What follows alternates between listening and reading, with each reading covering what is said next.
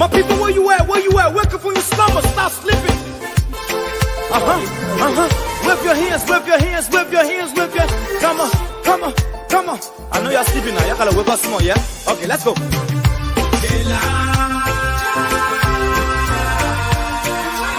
people fool us. The people lie to us. The government betray us. So much. I said they lie. The people fool us, oh. The people lie to us. The government betray us.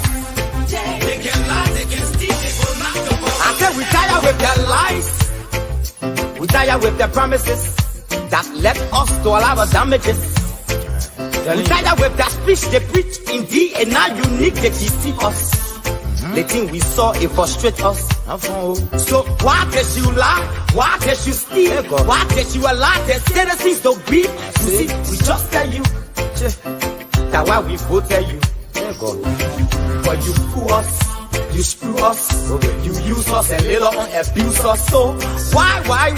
The government should lie. Why? But that's the question that we ask. The people fool us. The people lie to us. The government betray us. Betray us so much. I said they lie. The people fool us, oh. The people lie to us. The government betray us. They can lie, they can steal, they will not to corrupt. No one to trust.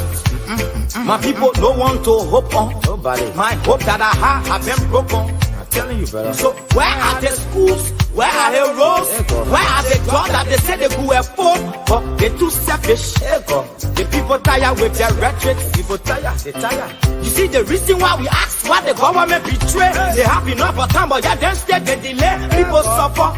No work, but people crying for hunger. Look at. Your vision and your mission, your intention to the nation is poor. You got nothing to show. Nothing. So why? The government should lie. Why? But that's the question that we ask. They lie. The people fool us. The people lie to us. The government betray us. Betray us so much. I said they lie. The people fool us, oh. The people lie to us. The government betray us. They can lie, they can steal, they will not go for us.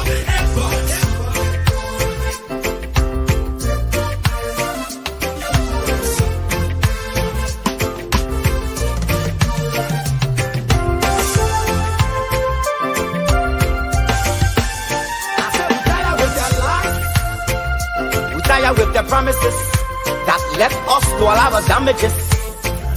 We tired with that speech they preach indeed, and now unique they deceive us. The thing we saw, it frustrate us.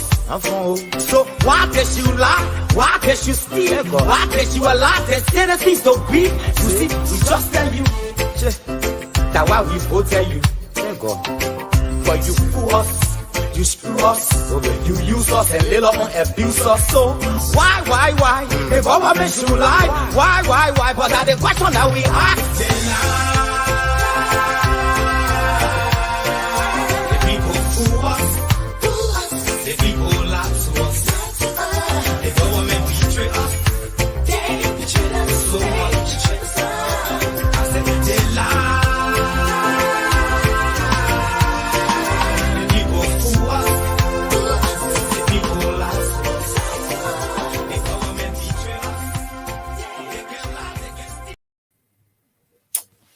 Good afternoon, folks. Good afternoon. It's wonderful to be here for another edition of Reimagine, Restart, Rebuild Liberia. Today, we'll not be able to have our venerable George family with us. He has to handle some other business. So we have to touch on multiple issues. And since this is an interactive thing, again, I want to say thank you to all of you who are listening. Hey, today, I will invite any taker who wants to come on to discuss the issues. If you feel confident that you can come on and discuss the issues, say in there, let me send you the link, and you can come and be a part of this program today. Because this is a people's program, and this is one where we interact with you all the time. We get your input to ensure that we're not biased. We take the negative, we take the criticisms, we take everything. By the end of the day, we bring it to you. We bring the real deal, and we embrace you coming with your opinion, your ideas, your opposing thoughts to anything we want to share. So that's what it is. So for today, I will be a person in the studio here going over multiple issues. And there's some hot button issues directly related to this whole development of Liberia that we keep talking about. And right now is the rice issue. So people may have different thoughts on the rice issue. But from the lenses that I look at the rice issue right now, I think it's about incompetence and it's about greed. Because we got two different stories coming out on this lack of rice. We have the government position, and they sent a whole 2-page memo out. We'll try to read it and share it. I just have to look for it and find it. And then we have what supposedly the importers are saying. Now, how we balance that and how we get to the bottom of it, that's where we see either laziness or lack of concern from the people who are responsible for these things. Hey, what's up? Tualu, how are you? Tualu, what are you doing? If you're not, how should I say, eating chicken or toting boxes or cleaning somebody, you can come on the show because of the accusation that the 3 primary things people in the diaspora do, I guess. So you can holler me if you want to come on and let me know, because George is not here today. But anyway, so we have the government saying X. We have the make me lie, say pushing gato. We have the importers saying other things. We have the people on the streets, giving their own impression about what it is. So we have to balance this and really, really look at what's happening. So I'm going to try to find the government press release from the Ministry of Commerce. I had it up for a little while on my phone. But most times, oh, I see it. Okay.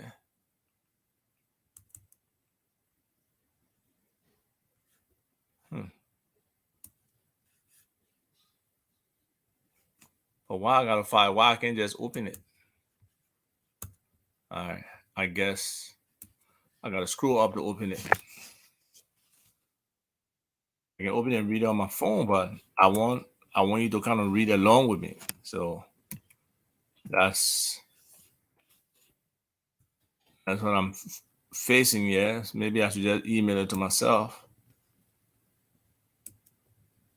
and be able to drop it down quickly from my email. Then WhatsApp, because look at the last few days, WhatsApp been acting funny with us for some reason. I don't know why. So I'll email it here to myself.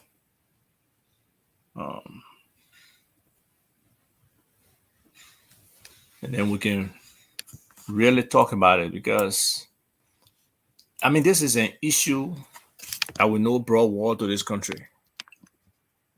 Even though there were a whole bunch of other things behind it, but the arrest riots really initiate the acceleration of some of the things we're experiencing today. And so that's like, if we just say 1980, that's like 40 years, 42 years. And we just can't seem to get a grasp of some of these things. That's why when we talk about systems, we talk about processes, sometimes people can think we bloviating or just talking for talking's sake, but no, that's not the case. These are things that we as a people really, really need. We need to do these things, set up systems, set up,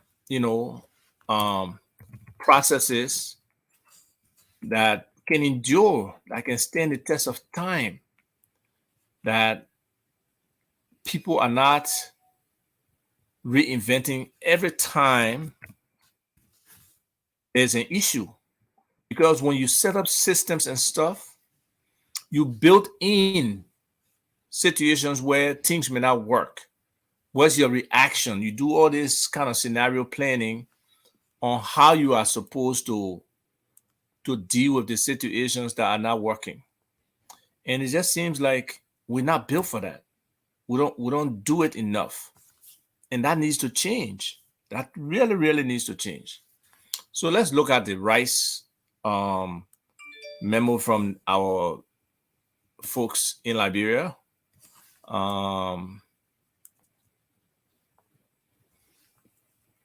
The Ministry of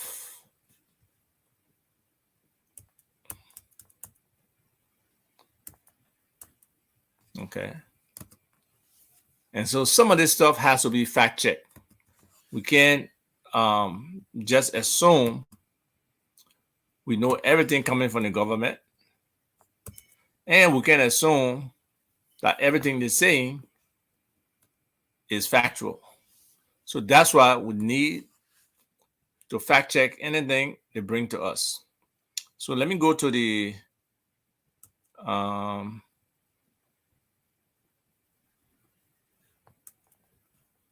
now the people now change their stuff to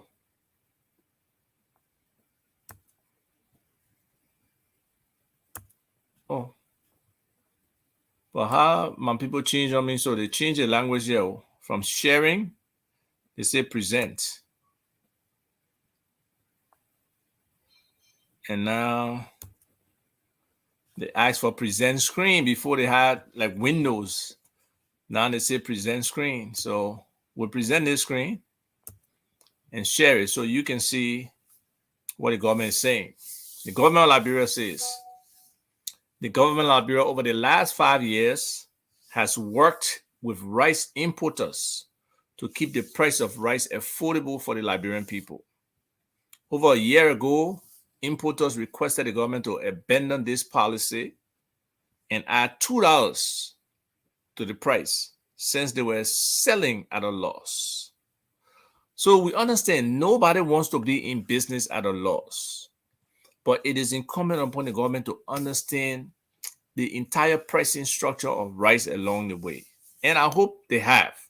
I don't know, because from all evidence, it doesn't seem like they have really gone in depth into the pricing of rice and how they can really support and help the process.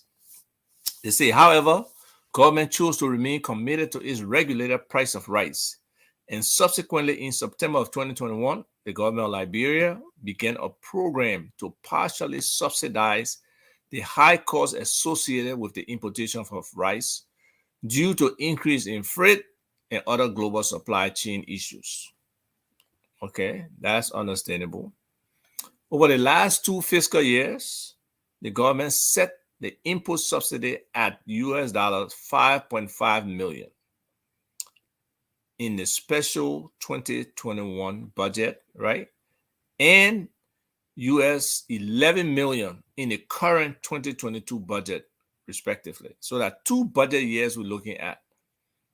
The one where they switched the budget with our special budget and shift the budget framework into an annual year basis, and then the budget for this year, the full, fiscal year 2022, January to December 2022. So that's a sum of 16.5 million. And they said to date, they have given inputters 14 of that 16.5. So according to the government, they're only outstanding about 2.5 million. Unfortunately, most of the importers have not come out to definitively say what they got from government. There's been whispers that they got 3 million or they got 4 million. So we need to know exactly what it is that the importers have received and what government is claiming they have given them this 40 million. But all in all, this is not really sustainable, for government to be doing this. But we'll come to that later. Government continues, although there has been delays in the incoming consignments due to the vessel restrictions resulting from the safe notice issued by the National Port Authority on the 10th of August, 2022. So was there no anticipation that a safe notice was going to be put in place? Or no understanding of the dynamics, what the reserves of rice were, and all of that? But they claim that sufficient rice has been supplied to retailers to serve the general public. Yet, we are experiencing some kind of deficit in the market. So now, as usual with this government, they will always reflect on some kind of comparative. They say, high regional pricing of rice above the price in Liberia has placed significant pressure on the buffer stock in Liberia. Hence, this price discrepancy has given retailers the incentive to hold rice in order to sell across the border for the sake of profiteering. So we got to try to visualize how many people taking this commodity across the border and how are they taking it? What is our immigration restriction on that? So are we saying government cannot control our borders effectively to monitor what comes in and what's going? We only have limited border points. There are other crossing points, but the volume of rice needed to affect the market are that if they're going through the crossing points. So if the differential in rice price across the border is actually what's affecting everything, then we should be able to handle it because we should have the control. So the government continues, we want to assure the public that the current stock of rice in the country can serve the market up to the arrival of the next vessel, which is expected in the coming days. Some people have said, the vessel has arrived. And really, nobody wants an uprising due to rice in this country. No. We really want government to be able to handle this thing. Rice should be, the availability of food should be something that's just so automatic that is not even a thought. But after the rest riots, 42 years later, for us to still be, talking about it, as, a problem, it's just emblematic of how governments along the way since then has failed. Or, we can take out the 14-year war, the 3 years of trying to get together, that's 17 years. That's still 23 years after that we have not really put ourselves together to get this stuff right. Okay? So assuring the public and not even showing them what our current stock is, what the quantity is, where it's located, that it can, support the market until the arrival of the next set of vessel makes no sense. Okay? So yes, we ourselves, everybody should call on the public to remain calm. We don't want riot, we don't want anything negative to happen, right? And panic buying, no, it's so difficult for people not to assume, especially people who have access to be able to buy something. They say, as a result, we call on the public to remain calm and refrain from panic buying and retailers to desist from holding of the commodity. That's all well and good, We hope that's what they can do, but is that the reality? Will somebody look at it and say, and who can buy 10 bags of rice and say I will only buy one, not knowing when they're gonna buy the next set? No, I personally don't think so. So the government says beginning mid-October to early November of this year, subsequent supplies of rice totaling over 150,000 metric tons. Okay, so that's you got like 1,000 kilograms making 1 metric ton. So that's 1,000 times this. So that 150 million kilograms we're talking about. And when you divide 150 million kilograms by the bags of rice, and you know that 25 kilograms for one bag. So that's 6 million bags of rice we're talking about. So they say 6 million bags of rice will be in the country, which will supply the market up to early part of next year. So is that what we eat? If we look at 5 million people with 6 million bags of rice for what time period? To the early part of next year for nearly a 3-month period. So each individual supposedly, now we just say, okay, 6 million, 1.5 bag, 1.2 bags of rice for each person for 3 months. Maybe it could work, because even children are eating rice. So basically the whole population eating rice.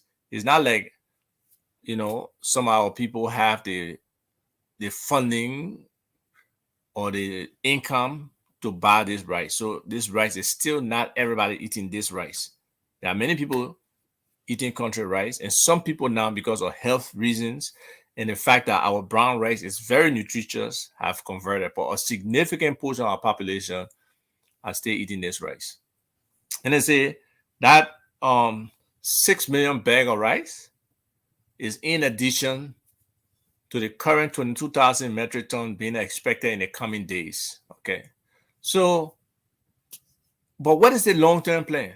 If you get this now, what happens next? So the government said, we therefore encourage businesses to continue to carry out unrestricted sale of rice, void of price hiking and profiteering at the expense of the ordinary people. Government is trying to shift the blame to the business people, but it's not working for a lot of people. Instead of the Ministry of Commerce and Industry, or inspectors of the Ministry of Commerce and Industry, along with national security apparatus, will not hesitate to take actions where necessary against anyone caught in violating while closely monitoring activities in the market. The government of Liberia remains committed to its pro-poor agenda by ensuring rice and other essential commodities, they say remains, but it should be remain, available and affordable. So that's what the government is saying. And, you want to believe the government, you want to say, yes, it can happen. But what is really happening? What is the key issue that government needs to be resolved? And I'm talking about short-term and long-term. Maybe if you listen to people, guys, crazy. If you listen to what the government is saying, you want to believe them. You want to hope that rice is here. Okay. We have a couple of comments from people. It'll be interesting. To see what they are saying. So, people have different thoughts about this food business, and I hope, as a people, we are able to really develop something that can make a difference for us. Food security is very critical, and there are strategies out there that can get us to food security, and people can propound the ideas. That's what this is about. How can we really come together as a people? How can we strategize to be able to get to this point where, we are on a trajectory, on a path to food security for our country? I see one or two comments which I mean not necessarily disagree with, but we share them. We share them so people can understand the perspectives out there, what people are thinking when it comes to food security. But the lack of confirmation from the government for people to feel comfortable that yes, we really believe when the government say the supplies are on the way, there are supplies on the way imminently, and they will be in the market very soon. When they say, we'll be inputting 6 million bags in, by mid-October, towards the end of October, we can have that confidence. But unfortunately, government is not credible. So most people don't believe those kind of statements coming from government. And again, if they don't play out, that will even increase the panic. So I just really, really hope that government is confident that what they're promising the people is what will happen. Because if that doesn't happen, it just increases the panic. It increases the anxiety that people may have, and people will act. The market will act accordingly. So, what can you do with hungry people? Hungry people are angry people. I don't care where you are. Hungry people are angry people. So we got a comment here. Let's hear what this individual is saying. That's Macy Ekondayo Dixon. This is the same miscommunication that progressives used to make a statement that President Toba had raised the rice price, which he did not. It was a proposal to raise the price by the agriculture minister at the time to allow the nation to be less dependent on imported or foreign rice. Liberians still have an issue learning from history. Liberia has to grow its staple food to allow 3 times its population to be, I don't know what, to be what. He finishes a year. Liberia has to grow 3 times its population size in order to be food independent and food sufficient. Well, Moisey, I don't know how you came up with your metric, but when you say this is the same miscommunication that progressive use, who's using miscommunication? I'm not sure who's the originator of this miscommunication that you are talking about. So if you can just post there, who's miscommunicating with the people so we can understand what you mean, that would be helpful. We can always discuss how you came up with your metric, that we need to grow 3 times our population size to be food independent and sufficient. And I don't know about food independence that will be making everything we eat. No, but in terms of the staple food, there are ways around it. Everything is not necessarily you have to produce it yourself, but there has to be some kind of balance, and that balance is something we have not, achieved, and we have not come up with. So if you want to, you can always come on and make your case, because like we said, this is part of the environment I want to cultivate, where we can have different points of views and be able to come to the table and discuss those point of views in a rational way. So at this point, a lot of people are not believing what government is saying about this rice situation. Hopefully the importers can come out and really express themselves and give their position, because I believe there is an importers association, even though there are only 4 or 5 of them, and some of them have been kind of dormant, even though they have the permit or the agreement to be able to import rice. So we got like 3 main or 3 primary people that have been importing rice over the recent short term. But the rice situation is critical. There's a lot of greed in there. We have heard all these comments over time about who gets what from the rice sector and how the pricing structure is. It will be wonderful for the importers and the government to be very transparent and say, this is what we are buying the rice for. This is the market price out there. And for the volume we buy in there, especially if we can build relationships directly with people who are producing the rice, those prices should be lower. Prices have been bounced out here. Yeah, they can be lower. They can be negotiated better for the benefit of the people. or right now, I don't think there's any duty on rice. So rice comes in, it's just the put charges that they have to pay, not the duty. So it should be clear what the landing cost is, what the additional costs are, what the markup from marketeers are, and stuff like that. Because I mean, if the market was really open and competitive, there could be other people bringing in rice that could be cheaper, and they could help to drive down the price.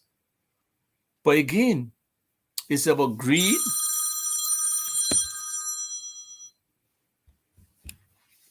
It's about greed and some selfish interest that drives this process. So hopefully we'll be able to continue to discuss this rice issue until government can have a clear solution that meet the people needs.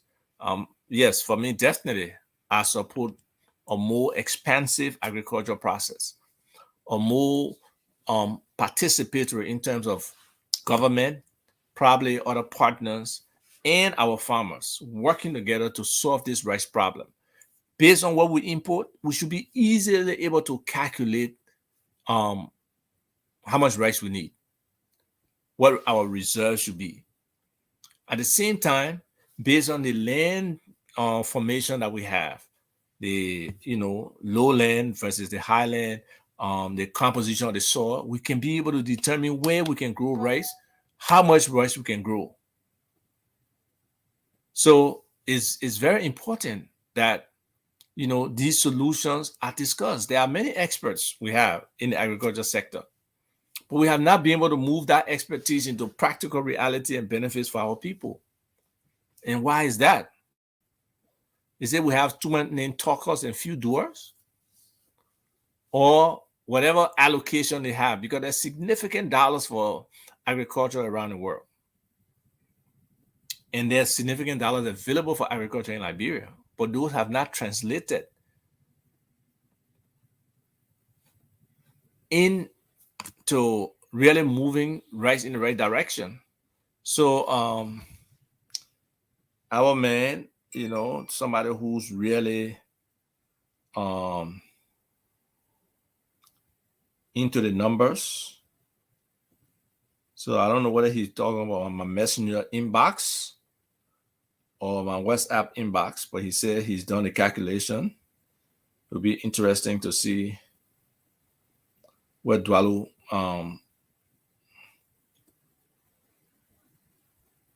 oh, okay, he did send something.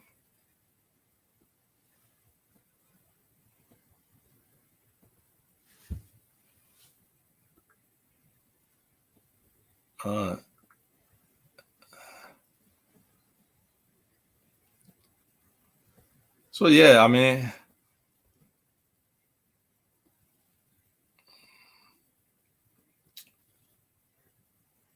even though just from the surface looking at it,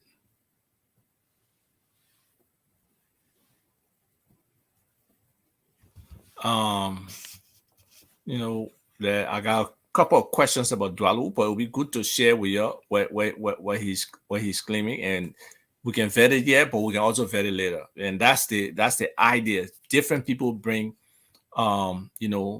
different information to the table, different expertise to the table that we, generally we have to respect, we have to appreciate. Though we can differ, though we can argue on them, but it's always good to appreciate the input of others. So let me see if I can download what Dwalu sent us. And then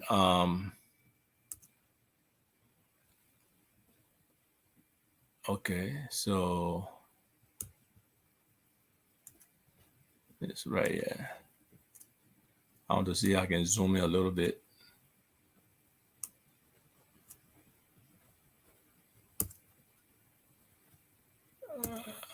Can we zoom?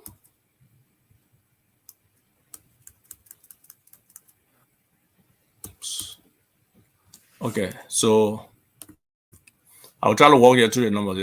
It development I had about mental. So present. Let me see what we did the other day. Slides.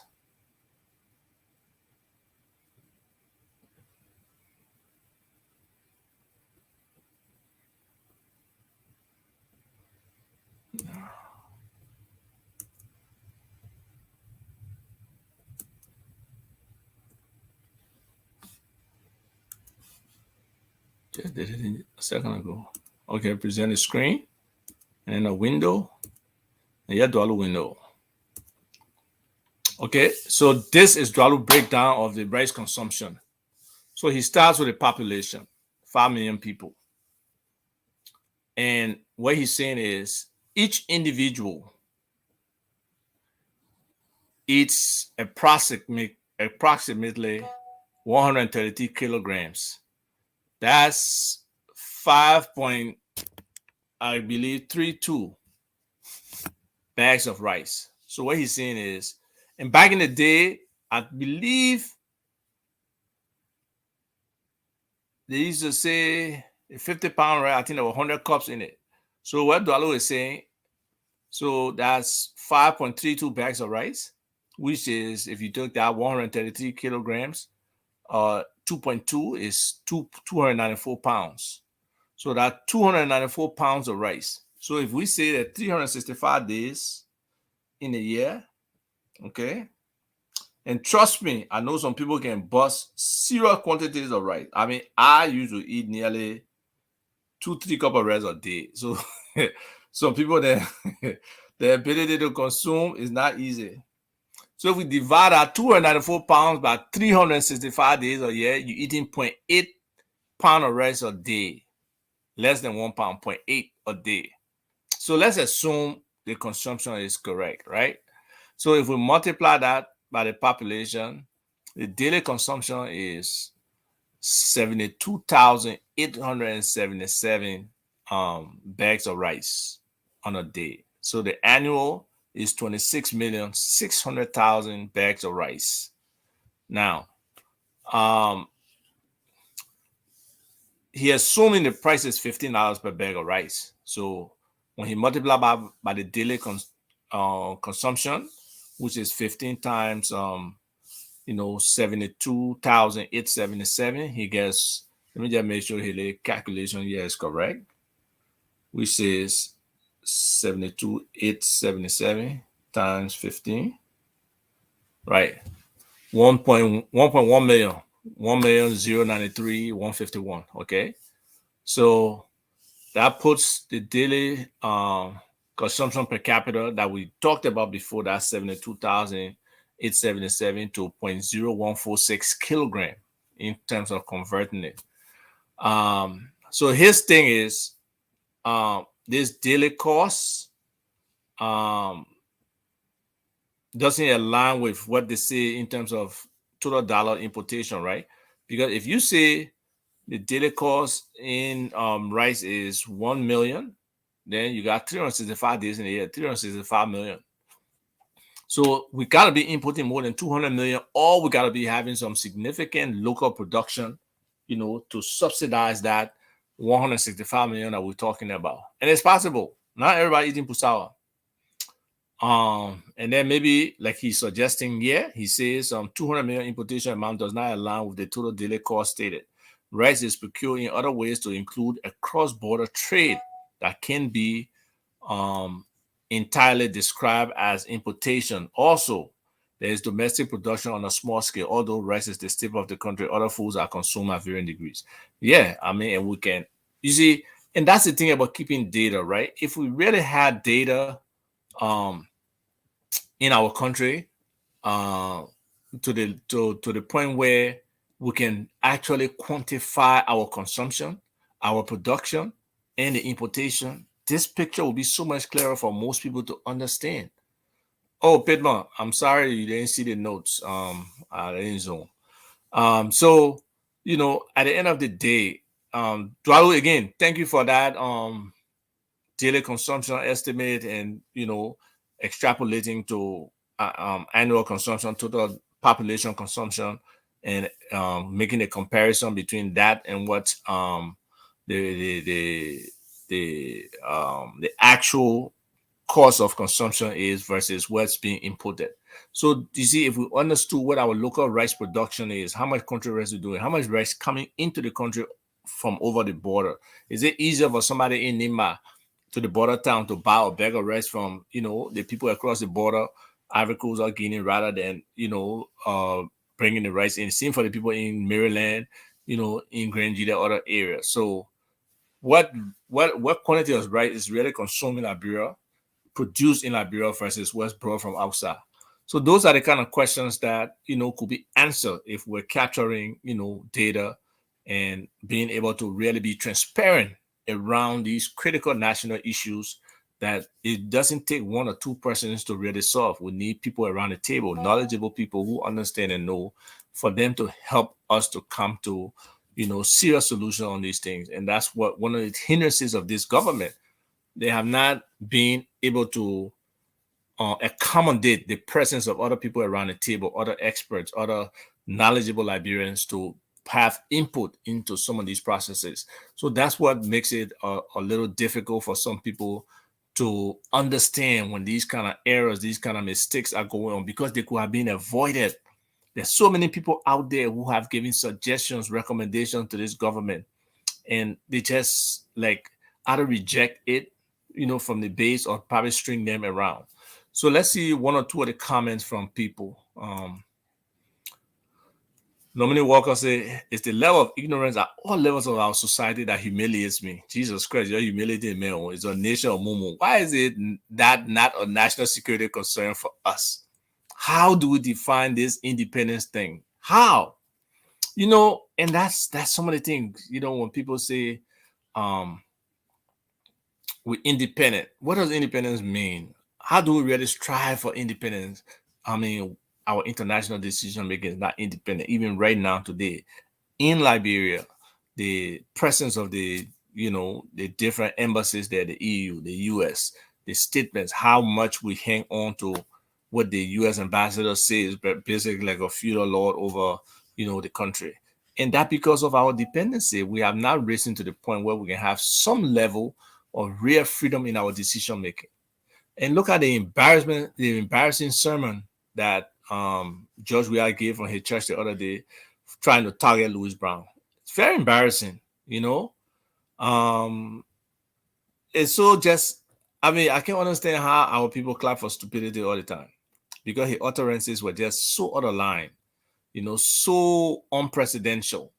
You can't come to your people in a press conference environment where you speak to them. You go on a pulpit, right, and ridicule God and be talking about funny stuff, directing attacks at people, in a way that you're not supposed to, at president, sending to some people quoted messages.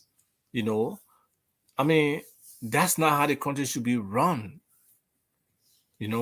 This is a secular nation. We're going to be using the pulpit to try to, work on the minds of our people, to try to disparage other people, where you can't get any rebuttal, and you're not even stating the facts. It was not under this government that vote was taken. The vote was taken before this government came into power. Okay, and just personalizing the whole situation. That's not how government is run. Our president needs to elevate his level of thinking when it comes to governance, and need to put himself together when it comes to these presentations. He needs to meet the press. He needs to meet some of these individuals around the table and have some discussions outside of what he thinks. So we got another question here. What allowance did he make for event occasions when rice is cooked? Well, consumption includes all of those, I believe, So, Vincent, when people have party, or people, they still got to buy the bag of rice or have the party. So that's part of the purchase. And again, because we don't have hard numbers on the actuals, you have to give the man the benefit of the doubt for the calculation he did. And he can always estimate 2%, 3%, 4% for special events. It's possible. But until we can really, really start to collect data, start to be more transparent about the processes, start being able to accept that we can be questioned. Nobody is perfect. Nobody knows it all. That's why you got to be able to be receptive and responsive to criticisms, to questions, and understand what you're doing so that you can be able to respond to those. And sometimes there are multiple ways to do things, multiple ways to find solutions. Nobody has it perfect. No, Dominic, stop making me laugh, man. But I will still share your comment here. We are a pity. If I'm LB, I will ignore him. Like a farmer selling his unhappy goat on market day. No, the guy, they're picking crazy.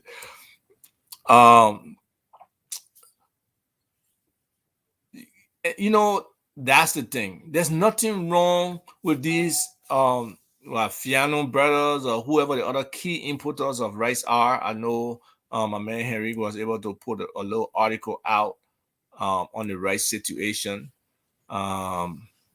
You know, the Fuani brothers, the Futa people, K&K, UCI, SWAP. I believe those are the 5 top importers, but supposedly some of them are not as active as they are today. Some are inactive. So mainly 3 or 4 of them are the main people, you know, producing rice today. Yeah, I mean, you know, the idea is we have the ability. That's the thing. Look, we have the land to grow rice to feed even most of Africa if we need to, right? We are not densely populated. There are significant areas where we can plant rice. And today you can grow parboiled rice. We know you can grow parboiled rice in Liberia, basically any part. You can grow in the swampy area, you can grow in the high ground. But you can grow the rice in Liberia. So it's not like we don't have the ability to do it. But how do we do it? That's the question that probably evades a lot of people. But it has to come with empowerment of the people. The farmers have to be invested. We have to ensure that coming out of this, the farmers make the money, that they are able to actually profit from farming. Farming anywhere in the world basically is subsidized. That's why government needs a stronger foothold in this sector,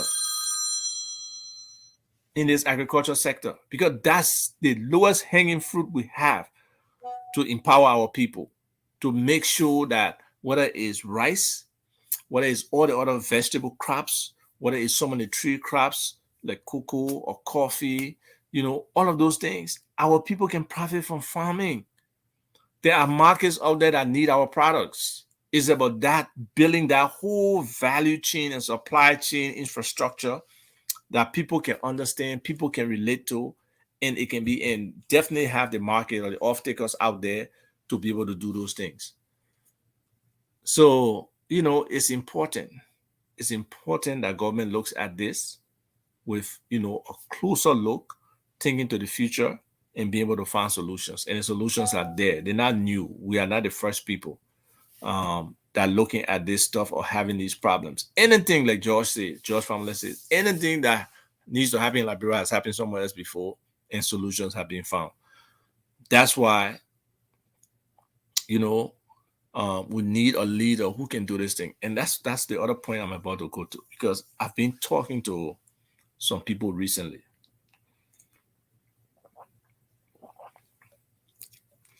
Majority of the people I talk to, they agree that Mr. Cummings is the best option. Now, let's not get it twisted. Mr. Cummings is not the best. There are other Liberians out there, okay, who can govern this country more effectively than Mr. Cummings. There are. But they have not been positioned as he has been.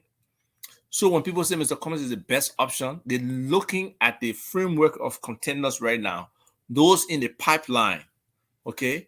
The current president, the former vice president, Mr. Cummings, Gonglo, maybe Cassette will have been in the discussion. He had not been involved in his criminal activities. So really, if we look at the potential candidates, we're looking at 4 people, 1 distant in terms of Gonglo, because he just like starting, and then 3 main ones. So if you look at that combination, and in the minds of many people believe that Mr. Cummings is the one, why do people try to find excuses rather than say, okay, if I believe this is the guy, I believe Liberia is at a critical juncture, I believe that the continuation of a George Weah government is not going to shift the paradigm, it's not going to be able to move our people to better education, better healthcare, a more vibrant economy, all of those things, right? Then that means I don't have confidence that re-electing George Weah drives the country in the right direction. If I look at Vice President Boyka, what is he bringing to the table?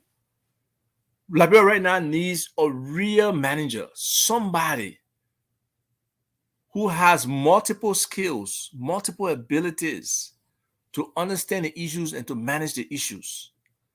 Needs somebody who can hold his, surrogates, his appointees, and even their own subordinates accountable.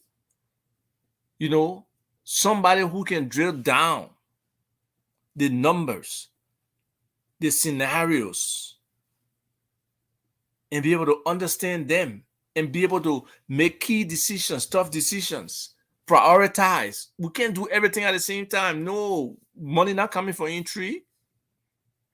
Money is not coming from trees. We have to create the opportunity that puts turn around in our economy in a vibrant way and develop things where we have money to spend, where we can target specific projects that will have high yield. We need people who can make those decisions to do that. We need somebody who's energetic. Look, people think being president is a joke. That's not a joke. That's serious work. You may have some of the best people. You still got to read some stuff. You still got to put in time. You still got to put in work. We know for sure, man, that he will not put in work. He will not read those documents. He will not even read the briefings, the summary of those things. He's not doing it. Does Boyka have the the stamina, the endurance to put in that kind of time? I don't believe so. And at the end of the day, you can have some of the best assistants. You yourself as a leader have to be vested in the process. You have to be occurrent of what's going on. You have to delve yourself into the issues and be involved. So for those who are out there who believe Mr. Cummings is the right, come and work with Mr. Cummings to get him elected for us to make this change. Everybody will not work with government. But the private sector opportunities in Liberia, they are huge. There are many. It's just that right now, like somebody was mentioning about kickbacks, right now the people are only focusing on what they can extract. If you have a government that sets the tune, that will not come in to extort our investors, whether Liberian, whether foreign, no. We are coming to accept them, to make sure they are doing business the right way, to make sure they benefit our people.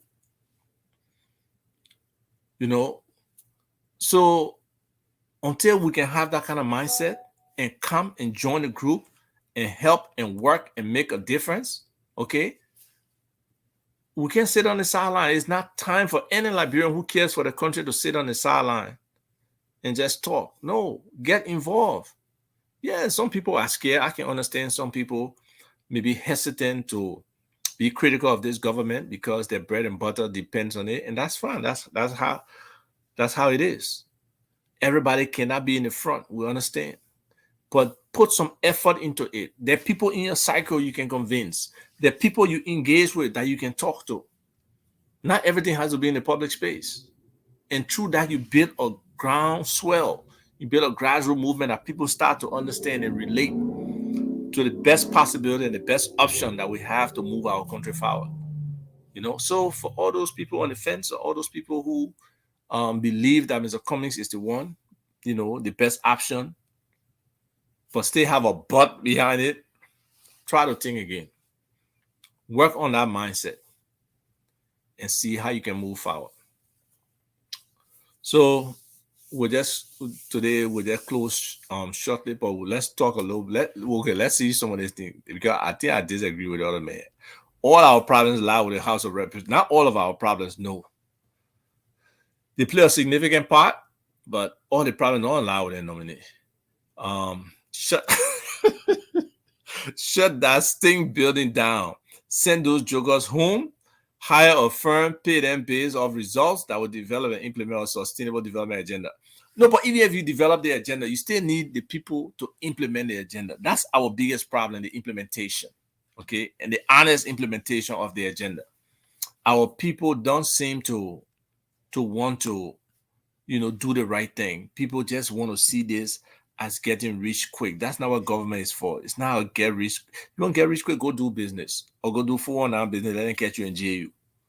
But government is for you to serve the people, you know.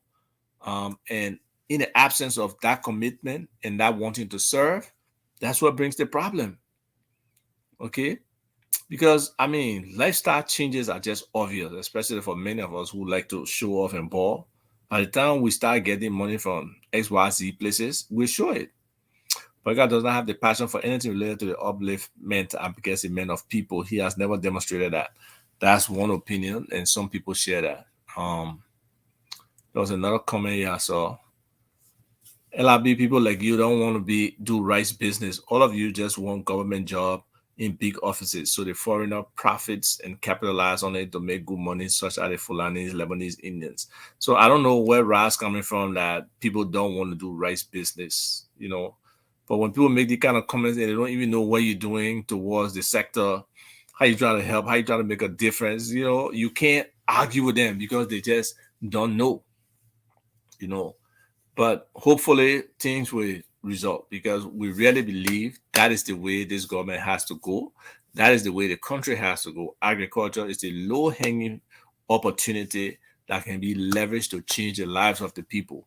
Majority of our people are quote-unquote farmers, subsistence farmers. They don't have the ability to move forward. If there's a commitment to moving this sector forward in partnership with the people have the land. Most of them have the land, even though government has the land, but the people have the land. And that partnership has to be with them, where the investors are coming in a targeted fashion. We understand our soil. We understand what can grow where. We know the markets out there that what's needed. Okay, we know what we need locally in terms of our domestic or consumption. Pepper, bitter ball, all of those things can be grown at commercial scale in Liberia. Okay, there are markets out there for them too. The word today is understanding and discovering ethnic food and the migration from Africa to one of the major things that's an advantage for Africa is that when their children leave Africa, they still want the African food. That's why agriculture in Africa can be great because the export of ethnic food is consistently increasing. And as more Africans interact with other people and they taste the African food, their tongue start to like it. They start to like the jollof rice. They start to like the palm butter. They start to like the potato greens. Okay. So the opportunity for ethnic food, for our food to be exported is great. Okay. Just how people want people from here who go back over there, they still want hamburger. They still want the better sausages and all those kind of things, you know, and people making money from taking those things back to Liberia to sell into other parts of Africa. Yeah, we can do the same thing with our African food. So trade will always exist, and we have a huge opportunity to maximize our own, gross domestic product, our own individual income, the personal income for individual, and in totality, our gross national income. We have that ability. We can do it, but it would take us committed to doing it, clearly setting progressive targets on how we do it. In year one, we have domestic production of pepper, of rice, of this at these levels. We'll be able to measure those things. Year two, we increase our production capacity. Year three, like that. And if we progress like that, we should be able to do it. Look, 5 million people, we're not that many. We are able to do it. Yeah, so what I killing it. So folks, we as Liberians, we have to be committed to something. We have to work towards ensuring our shared vision can be implemented. And if it's about better Liberia, right now in the critical stage we're in, I personally, and that's my belief, I won't tell anybody, vote for Mr. Cummings. All I would say for those who believe in Mr. Cummings, who want to, see Liberia move in a different direction and believe he is that messenger, that vehicle, that leader that can help us move in that direction, then find a way that you can contribute, to the process. And there are multiple ways, whether you're in the diaspora, whether you're on the ground, there are multiple ways to contribute There are multiple ways to participate. And, we just hope more people can really, really be committed to doing that, because if we do that, then we have a fairly good chance of changing the, the direction of our country. Yeah, rehabilitation, Moisi, look, that's all. Most of those young people over there in agriculture can be rehabilitative in itself. Okay. So we can use agriculture. We have a model out there for, the rehabilitation process and putting people into viable use through agriculture. It's possible, it's doable. It's about investing in them, and believing that these young people can, do what needs to be done. They themselves, many are committed to trying to change their lives, but it also takes the effort of shutting down this drug trade. What happened? $100 million worth of cocaine, I believe, and it was burned recently. I think they burned it yesterday or this morning. I saw the notice. I don't remember exactly when. So, until we are able to do these things, we're not moving far. So hopefully more Liberians can get involved. More Liberians can be committed to the change that we talk about. Change, change, change. Change is not easy. It's one of the hardest things. Because a lot of times what you're trying to change to, majority of the people don't even know where that is.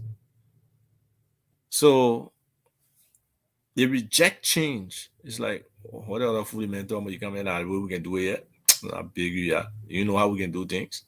So until you can be able to demonstrate what that change is and convince people that that change is in the right direction for themselves and for their generation, must leave me, man. I brought about the cannabis business here. I even brought about hemp. Utilizing hemp is one of the most versatile industrial products you can find. Even our own cassava. There's just so many things, but it takes investment, and that investment has to be the right kind of investment that will drive those different sectors or those different products to the market. And our government has not been able to connect those kind of investors with our markets and the market out there to be able to really build, a value chain of, needed products out there in the Western world, in other parts of Africa, and us producing and making it happen. Hey, Moise, it'll be great if you do. Seriously, we need more people like you, thinking like you, and who want to act. So we'll keep doing it. We'll keep trying. We'll keep pushing. But hey, we have a huge opportunity here to change the direction of this country and to shift the paradigm. And hopefully, people who can help make that happen will wake up and want to be a part of the process. So I want to thank everybody, for today. The hour went by fast. But tomorrow is my wife's birthday, so I gotta come go now. Go look for a nice card. Go look for a nice little gift for her, for her to deal with somebody like me for now. I don't know how many years, we've been on this thing, but it's been a wonderful journey with my wife, hopefully she will continue to tolerate me and let me be me while we stay married. And that's one of the major things I really appreciate about her. She understands my passion for Liberia and all the things I would do just so, Liberia can be in a better place. And we'll keep working. Hopefully we'll be on the ground soon to support this campaign effort to make the case to our people for Mr. Cummings. It's not far. Very soon we'll be there. But thank you for listening. I always appreciate you. Peace. No, even when the Sagamore were there out there, I was now a big time Sagamorean. Okay, I will tell the queen, but tomorrow morning, I gotta give her a birthday shout out. That's my sweetheart. All right, later, folks.